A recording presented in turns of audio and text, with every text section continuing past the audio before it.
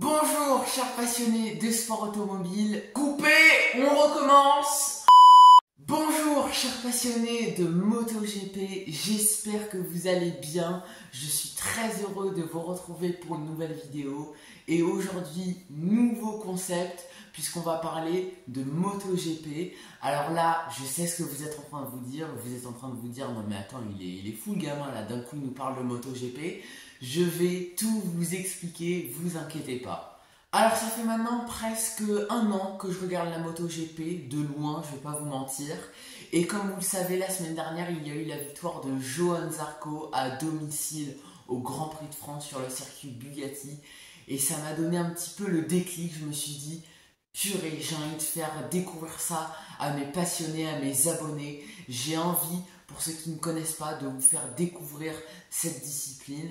Alors évidemment, je vous dis ça après la victoire d'un Français, mais franchement, quand on creuse un peu, quand on s'y intéresse un peu, c'est vraiment incroyable. Il y a des stratégies complètement différentes de la Formule 1, c'est complètement fou, il y a des techniques de pilotage et tout.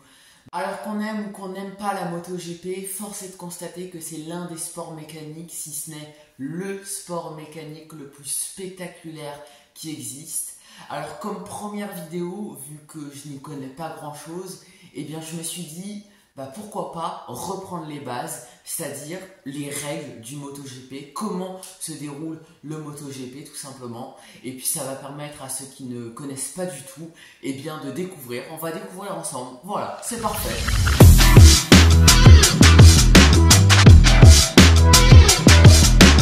C'est en 1949 que la Fédération internationale de motocyclisme organise le premier championnat du monde de MotoGP, un an avant la création du championnat du monde de Formule 1 en 1950.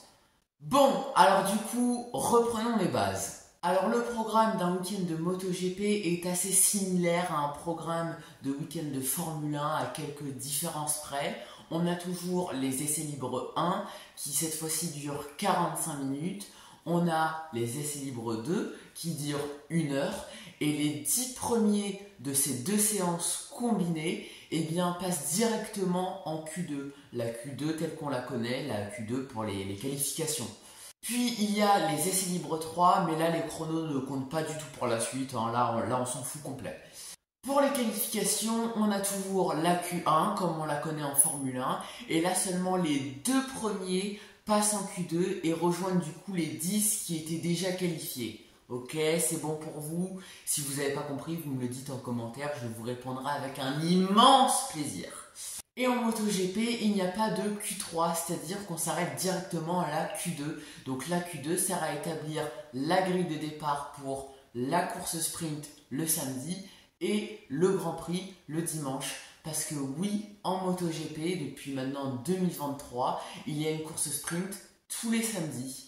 Et la grille de départ est la même pour la course sprint et le Grand Prix. Ok, donc on se casse pas la tête avec des qualifications sprint comme en Formule 1. Bref, voilà. Le barème de points aussi change en MotoGP. Pour la course sprint, les 9 premiers sont récompensés, contrairement à la Formule 1 où là les 8 premiers sont récompensés. Et pour le Grand Prix, les 15 premiers... Pas 15! Ah bah si, tu peux en fait.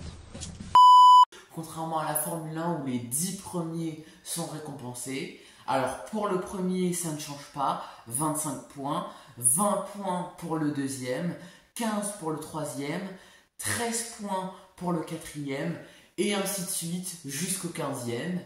Alors la durée d'un Grand Prix en MotoGP n'est pas du tout la même qu'en Formule 1. On est entre 40 et 45 minutes pour le MotoGP, 2 heures pour la Formule 1. Et en MotoGP, on parcourt entre 100 et 130 km par Grand Prix.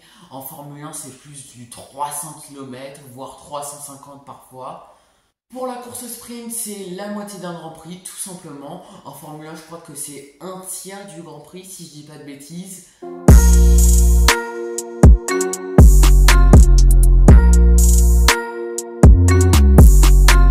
Alors en 2027, il va y avoir une nouvelle réglementation pour la MotoGP. Un an après la nouvelle réglementation de 2026 pour la Formule 1 et les deux sont un petit peu similaires, j'ai envie de vous dire. Il va y avoir une réduction de poids comme pour la Formule 1, une réduction de carburant aussi de 22 litres. Je vous ferai sûrement une vidéo sur cette nouvelle réglementation qui arrivera en 2027. De toute façon, il va y avoir plein de vidéos sur la MotoGP qui vont arriver sur ma chaîne. Et puis, n'hésitez pas à me dire en commentaire quel sujet voudriez-vous que j'aborde dans mes vidéos sur le MotoGP. Et puis, je préfère vous l'annoncer tout de suite. Je ne vais pas faire tous les débriefs de tous les grands prix de MotoGP. Parce que déjà ça prend un peu de temps, et puis de deux, eh bien je n'y connais pas assez en MotoGP pour vous faire des débriefs comme je le fais en Formule 1. Donc pour l'instant, je ne fais pas les débriefs de Grand Prix MotoGP. Voilà, cette première vidéo sur la MotoGP est terminée. J'espère vraiment qu'elle vous aura plu.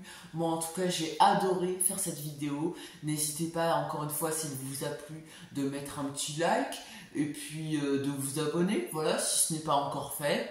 Ciao, chers passionnés!